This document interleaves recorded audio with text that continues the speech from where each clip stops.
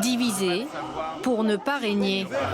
Un scénario de plus en plus probable pour la gauche française, scindée en de multiples listes aux européennes. À 2 jours du scrutin, la France insoumise est en tête des intentions de vote des électeurs de gauche, devant le Parti socialiste, Génération et le Parti communiste français.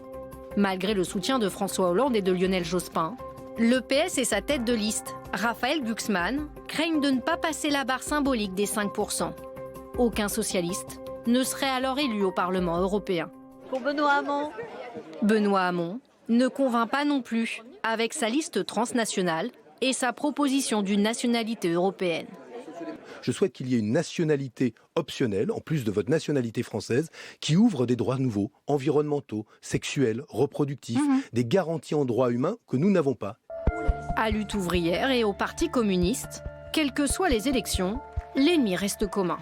Il faut voter contre une société d'exploitation. J'appelle tous ceux qui appartiennent au monde du travail d'affirmer dans cette élection que le capitalisme n'est pas éternel. Il est temps de changer le cours de cette Union européenne, d'en finir avec cette Europe de l'argent dans laquelle on ne maintient que ce qui est rentable et dans laquelle on se débarrasse de tous ceux qui ne rapportent pas de profit. Il est temps de construire l'Europe des gens et c'est ce que je propose avec la liste du Parti communiste français que je conduis. 3 autres partis de gauche devraient peiner à rassembler 1% des électeurs. Le Parti pirate a pour credo la démocratie, la liberté et le partage, tandis que celui des citoyens européens propose une république européenne verte et solidaire. Le Parti révolutionnaire communiste, lui, appelle à voter blanc dimanche.